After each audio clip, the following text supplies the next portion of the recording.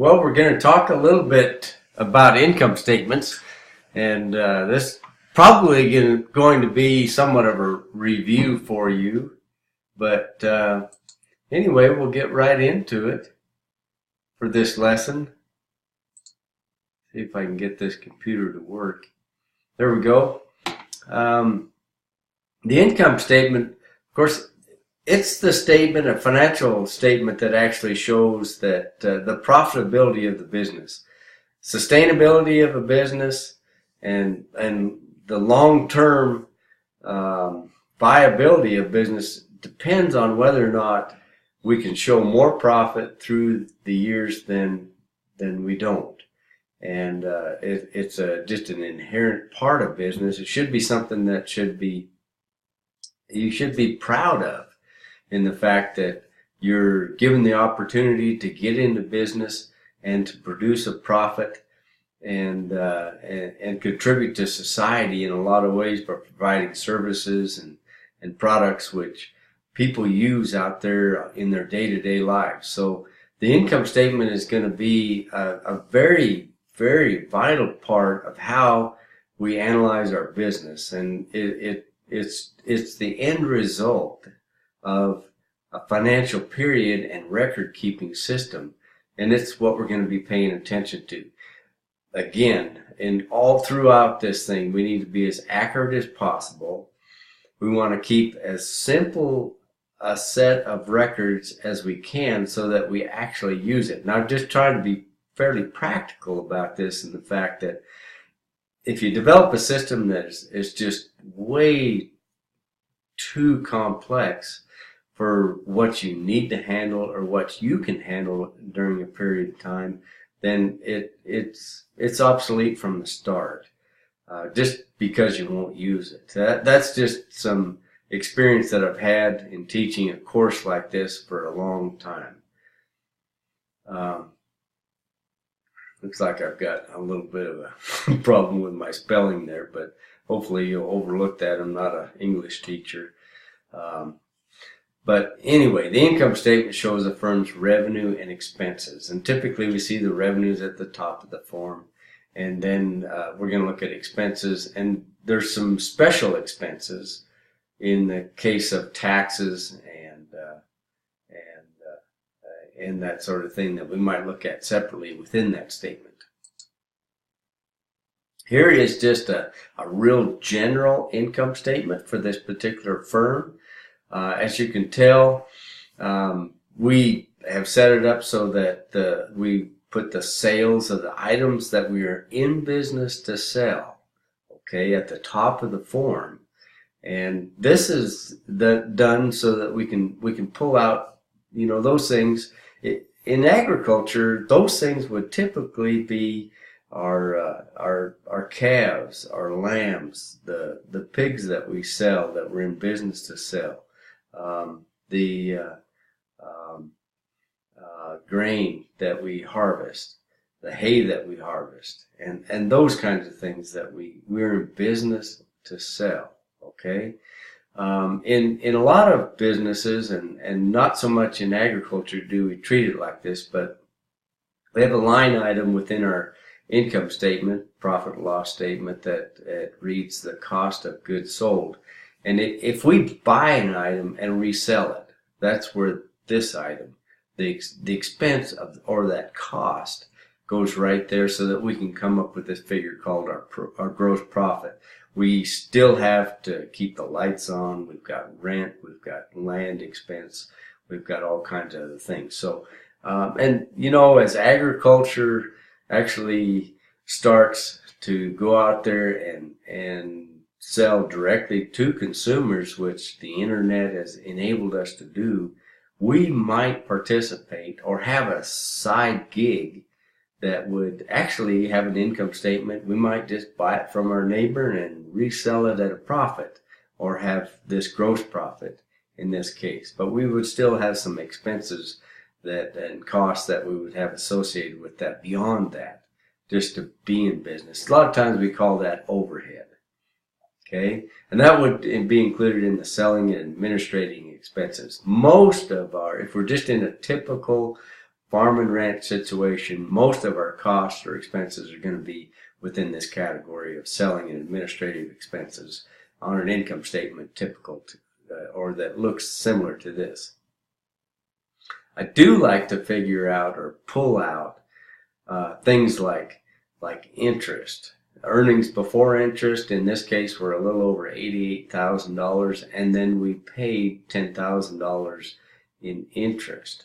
It's just an interesting one. We can look at that one from one period to the next, or we can go back in history and compare it to the current period and things like that to see if we're getting a little bit out of whack as far as our interest cost and the size of our operation.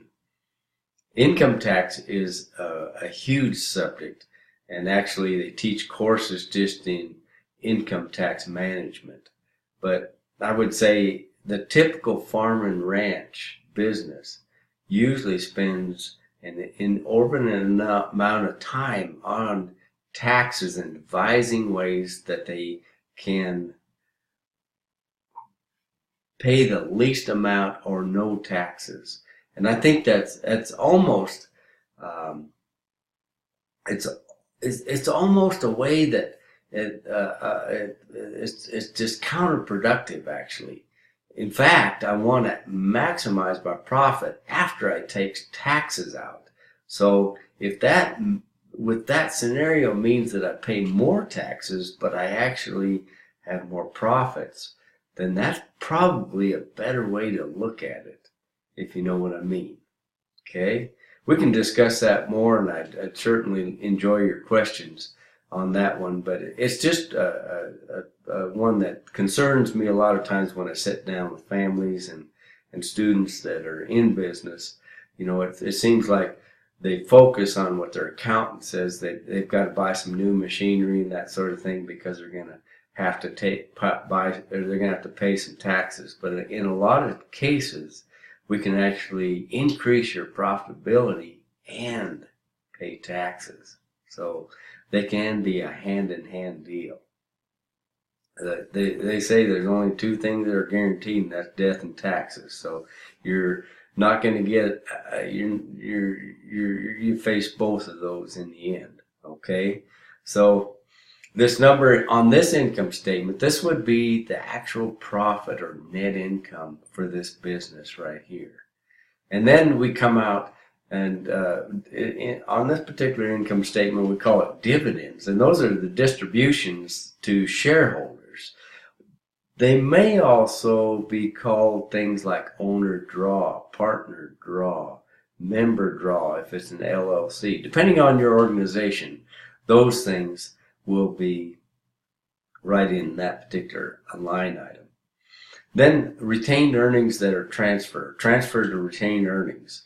Retained earnings are an equity account, as we explained before, and that would be put in, those are surplus profits or surplus earnings, and they are retained in the business so that we can grow, so that we can meet any debt, any kinds of emergencies that might arise, and that sort of thing. We may have expenses out into the future that we already know about that we can use our retained earnings in order to meet those kind of encumbrances.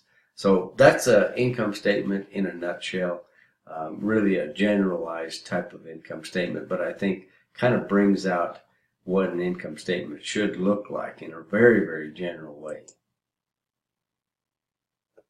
So why study the financial statements or the income statement, especially in particular? Well, first of all, it's helpful to remember that it's a tool used in management. It's the end result of your good, accurate bookkeeping.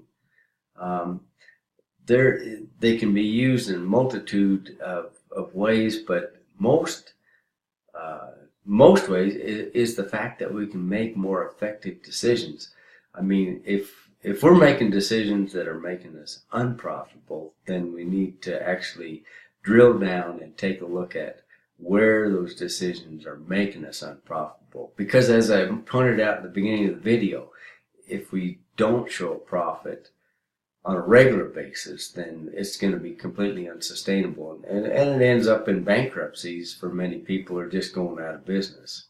So the income statement, very, very important statement to study and take a look at from time to time during a period of time. And it would make, with computers, we have the ability to take a look at our profitability during any period of time and compare different periods to other periods, so we can determine trends and if we're going in the right direction. I'm a capitalist pig. I enjoy the fact that I set goals that if I have a certain amount of profit this year, then just because of self-interest and viability of my business and taking care of my family and community and being able to contribute, I want to increase the profitability typically throughout the lifetime of that business or venture. So the bottom line, you need to be profitable. The income statement is going to show you that. Okay, when evaluating the income statement, as we've kind of pointed out in earlier slides, the income statement is just for a period of time. A lot of times we use our fiscal year, and that can be determined by the kind of organization that you have, whether you're corporate, you have an LLC, or sole proprietor, or your partnership. But it's very, very typical for ag operations to use the fiscal year of January 1 to December 31st. And measure the profitability within that period. And it fits most production periods, especially when you take it over time and we're comparing them. And we can compare these, as I said before, last year to this year and another year to this year, and so on and so forth, to figure out what the trends are, whether we're increasing our profitability, decreasing, or stabilized, or whatever the scenario happens to be. Once we've got that income statement, we can come up with some rational type ratios, and we're just going to cover a couple of them. And there's multitudes of these different measurements that we can perform on the income statement and profitability. And I just want to tell you that, if these ones fit your operation, if they give you some information and some insights into your business, then use them. If you want to use some others, some return on sales and some others that we're not going to get into too much here, but if they're of interest, or they give you, if you have good reason to study your business that way, it's just a simple calculation. All of them are. Okay? The return on assets. The assets side of the accounting equation is all the resources within your business. So what we want to do is measure the return on all the resources with this calculation. In and of itself, it doesn't show you a whole lot. But again, we want to look at this thing over time. So we're going to compare different periods to another period. Last year to this year. 3 years ago to this year. Look at a string of return on assets and see whether there's improvement there. You can set some financial goals using an ROA and that sort of thing. It's simply computed by taking your net income divided by your total assets. Okay, it's a real simple type of a ratio. We usually convert that to a percentage, so you want to multiply that particular fraction or decimal and by 100 so that you get actually a return or a percentage. So what I want you to do, I'm not going to give you the answers.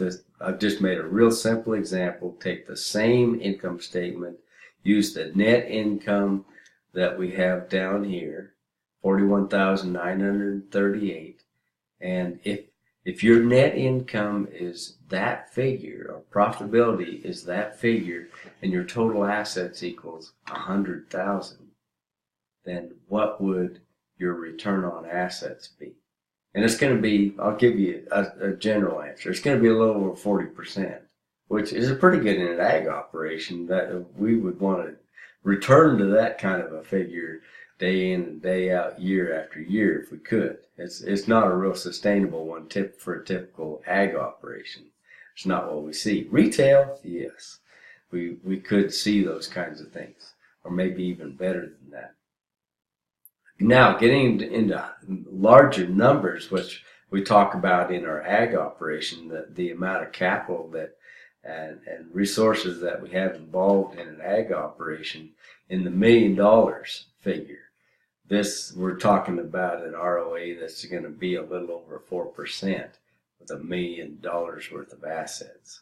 That's all the assets and resources in the business. $2 million is going to be a little over 2%. Okay? So do a quick calculation on those kinds of things just to give you a little bit of practice figuring your ROAs.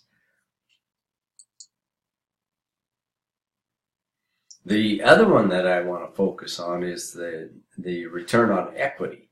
And as you remember from your accounting equation, assets equal liabilities plus owner's equity. The owner's equity is what we're talking about here as far as your equity. That's your ownership. It could also be the partner's equity. It could be the shareholder's equity that is involved in the business. It's a portion that the owners have as far as ownership in the business. And we would want to see what the actual return on our actual figure for ownership in the business is. And it's very similar to the ROA, but we're just measuring one part, our ownership, and coming up with a figure. And you'll get a decimal here and your profitability over owner's equity, and you multiply it by 100 and you get the return on equity. Okay, these numbers are fairly interesting. I put up another example here on the slideshow, and you can use the same $41,000 figure. It's not going to be hard to figure out what those return on equities are given these owner equity figures. Okay, you can pause the slide and figure those up, the video at least for now, and try to figure those up real quick. Now, how do we compare these ratios? And I'm kind of mentioning this throughout the slideshow, but we can compare them to other figures or other periods from our records if we have some longevity in the particular business. The second thing is that we have industry standards. And it's not too hard, especially with the internet around, that we can come up with these kind of standards that might be typical for our size of operation and type of operation. Many states have farm and ranch management associations, and they share with anonymity those kind of figures across producers. So you can very easily compare what you're doing compared to somebody else. And those can be useful in if you want to make some changes, see if you're doing better or worse than the industry standards that are within your industry, your type of operation.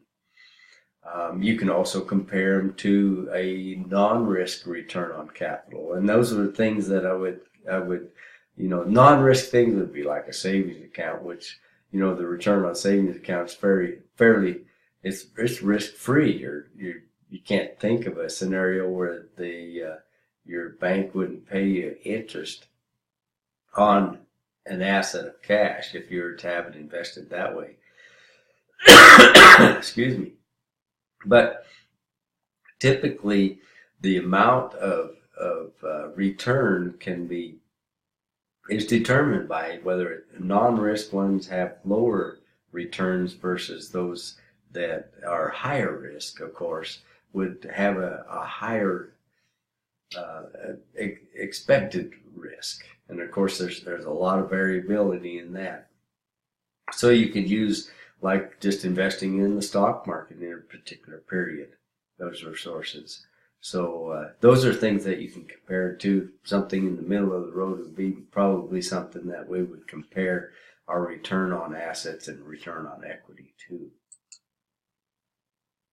Two other considerations in the income statement that we need to at least disclose to you, that especially in an ag operation, give you some examples, is there's some changes in inventory, and they can be reflected in both sides of the income statement. On the revenue side, we have changes in held outputs. So again, the revenue side, the sales, are those things that you're in business to sell: the calves, the lambs, the hogs, the grains that you might have. And in order to accurately reflect the profitability of a business, we're going to have to estimate those things if they're held into another period, production period in this case. So if we typically sell our calves in the fall, but we hold them over until January, we want to actually reflect the change in the revenue side of that inventory. And in that case, it would have actually been an inventory increase, and that would show up on increased sales and be reflected in our net income as a positive change.